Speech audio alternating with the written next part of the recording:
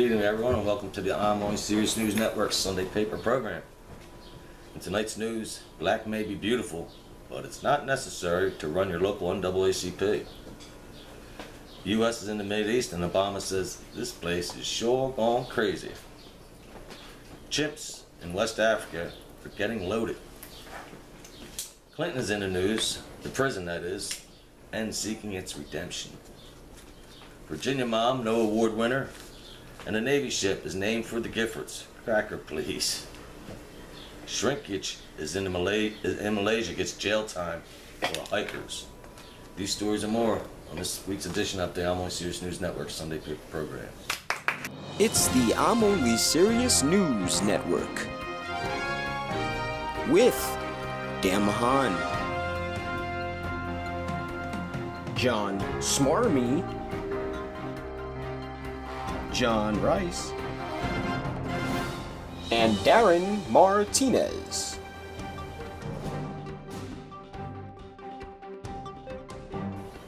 In national news, Rachel Dolezal, some pronunciation of the like, the head of the Spokane, Washington NAACP, has been outed as a cracker. Please. Her cracker-ass parents showed reporters pictures of her as a teenager, all pearly white and freckle-faced.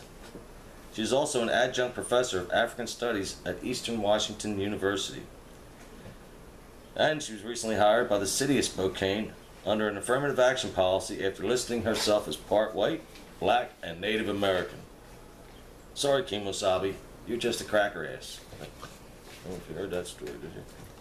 And a related story, due to the massive exodus of Africans escaping to Europe by boat, white supremacists in the U.S. are no longer calling to ship Africans back home to Africa, except for Rachel Dolezal. Take that. In California, a video in a pot shop raided by police shows an officer eating a pot-laced brownie. The officer claimed the video had been edited because he told his friends he had 2 or 3. Take that. And officials at the Clinton Detention Center in New York are looking for some Shawshank redemption after 2 convicted murderers busted out of prison. The first escapees in 150 years. They're checking the immediate area, thinking that the criminals, who acquired power tools to cut through steel piping in 2 locations, busted through a stone wall, and ended up exiting through the local sewage system and popping out a manhole cover, probably had no plans on what to do next. Cracker, please. Really? And speaking of dumbass moves, the U.S. Navy christened a new ship, the USS Gabriel Gifford, named after the former congresswoman who survived a shooting in 2011 that killed 6 other people and left 13 critically injured. What's their names? Who the fuck knows? But there won't be any Navy ships, highways, or public buildings named after them, I can guarantee you that. And staying on the dumbass theme, President Obama plans to send more troops back to Iraq to help them out, since the plan to help them out hasn't helped out yet. And the American Red Cross received about $500 million in donations to help rebuild Haiti after the 2010 earthquake that destroyed much of the island nation. To date, they have built 6. That's right, 6 permanent homes in Haiti. $500 million. Yeah. Meanwhile, other charities have built 9,000 homes with much less money raised. Maybe it's time the Red Cross should stick to bloodmobiles and leave the building alone. Speaking of waste, former President George W. Bush has given at least 200 paid speeches since leaving office. Among his best paid gigs were wealth management firms, the Bowling Proprietors Association of America, you ever heard of them, and the American Red Cross Haiti Division. Cracker, please. And if TV weren't getting boring enough already, folks, Caitlyn Jenner will now have his or her own reality show. The true reality about her is that most transgenders don't have the cash to get all the work done. So let's keep it real and keep her off TV. Also, a mom in Virginia was arrested for a second time for leaving her 2 kids in a hot car. Her second arrest came as she turned herself in to be booked for leaving her kids in a hot car a few days prior while shopping. and then leaving them in the car again while she was in getting booked for that arrest. Are you cracker kidding me? There's a lot of crackers in this one, ain't there?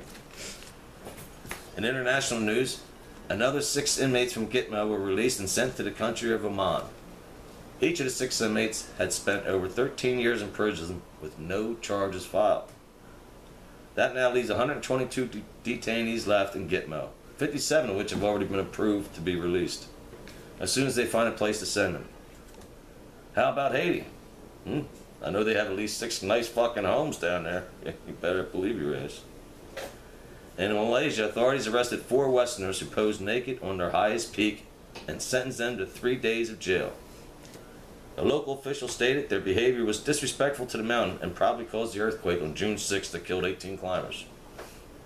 Maybe the Red Cross can pay to close the cracks. There, cracker please. And scientists in the West African country of Guinea have found that chimps there get loaded by drinking fermented sap from the palm trees. They state that after hours of drinking the juice, the chimps start to act human. Okay. See, the humans act like chimps.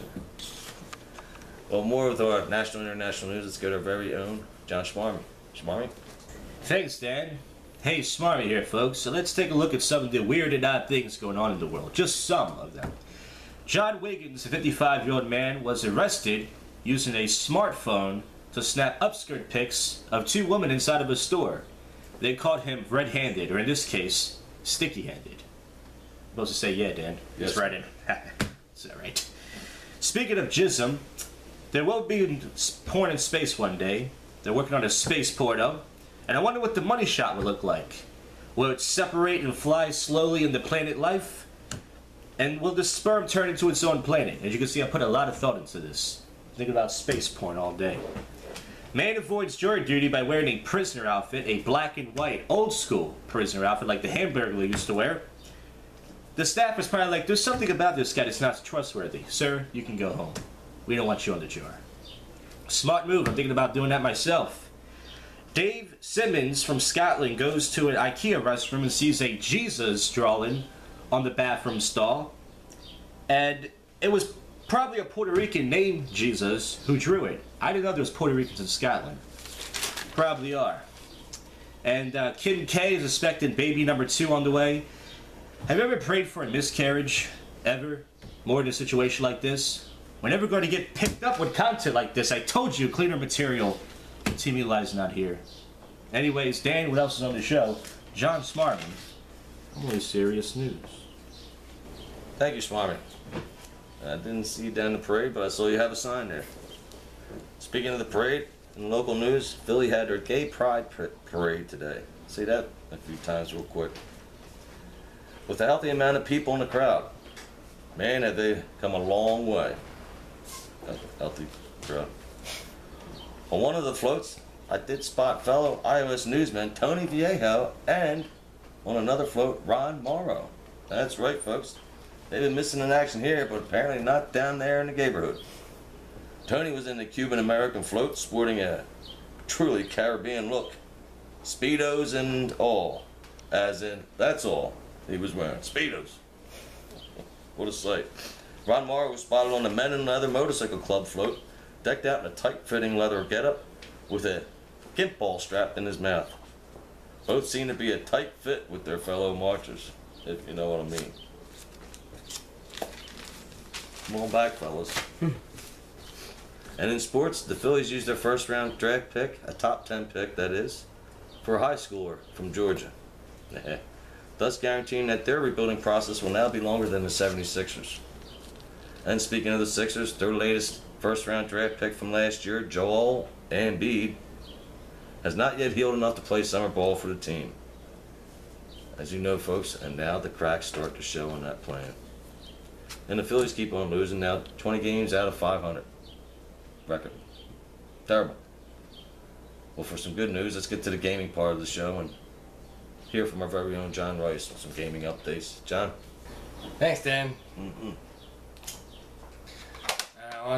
First of all, I want to talk about professional sandcastle building contests. You know, it's taking over my life, man. It really is. Sleep. I got a masterpiece coming. I do. Excellent. But also I want to talk about, you'll hear more about the movie probably next, but I want to talk about Jurassic Park's in the media right now, and I want to talk about the video game on the Super Nintendo. It shouldn't have been called Jurassic Park. It probably shouldn't have, because you're pretty much not anyone from the movie walking around just doesn't tell you where to go. You just gotta figure out where to go collecting eggs. That's it. You collect eggs. The Easter edition.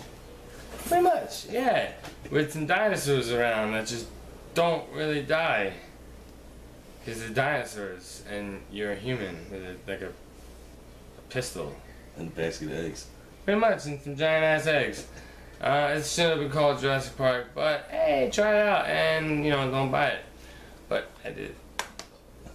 And the next I want to talk about the real movie they should have done live action style somehow, even though they kind of did, but it's not really the same way. But they should have done it better. I don't know. Donkey Kong. Yes, Donkey Kong Country. It's a great game. It's, if you actually played it recently, all you really need to do is hit jump and press over, and you beat the game after about 22 minutes. It's not very hard, but it's a great game. It is. But imagine this is a fucking movie. That'd be cool. They don't have a movie for that yet, right? No, I mean, well, King Kong was kind of like, right. It was but different. yeah, he didn't have a little nephew or whatever. Well, they have them coming up in the movie, don't they? Called Pixels or something. See ads for that? Ah, yes, Pixels, Pac-Man, and those people are in there. It's gonna be a good one, I think. I don't know. I haven't seen too much about it. All right, that's about it. Thanks, Dan. Thank you, Race. Donkey Kong was one of my favorites. Well, finally for you tonight, folks, it's time to get our movie update in the Movie Minute with our very own Darren Martinez. Darren? Thanks, Dan. Mm-hmm. Yeah, so I saw Jurassic World, Jurassic Park Part 4. Did you today? Yeah, I saw it today, and I saw it Thursday night, midnight screening. Oh, nice. Must have been good then. Yeah, it was a lot of action. I saw it with a couple different people on both days. Lot of good action, but it's not the first one. The first one's got the memorable characters. It's got heart. It's got like morals. It's got Spielberg. It's based off Michael Crichton's work, a brilliant author. So it's got all the gears working for it to make it the brilliant masterpiece that it was. Unfortunately, this one's got like a bunch of like people that aren't as good, So it's got like Fast and Furious action scenes, fast dinos and stuff like that. But all in all, it can't compare to the first. Not to say it's a horrible movie. There's a lot of action in it, and that makes up for all like the stale acting and the terrible script and like some of those scenes where you see people and you're like, no, please, this is not going to happen. Please, and then it happens. You're like, what? But anyway, so yeah, Jurassic World. Personally, it ranks number 4 out of the 4 Jurassic Parks. Just for me, my opinion. But that's it. That's all I got for you. Next week, I'm going to watch Jaws on IMAX, so that'll be interesting. Back to you, Dan. Thank you, Dan. Well, that wraps up our episode for today. iOS News is going to go through a format change in the coming weeks based on our very own smarmy idea. And so tune in on our next episode and see if you like the changes. And for all those people still celebrating down there in Philly with the Gay Pride Parade, thank you for the beads. Didn't have to show my boobies for them. And Ron Morrow and Tony, I hope you guys are doing all right down there.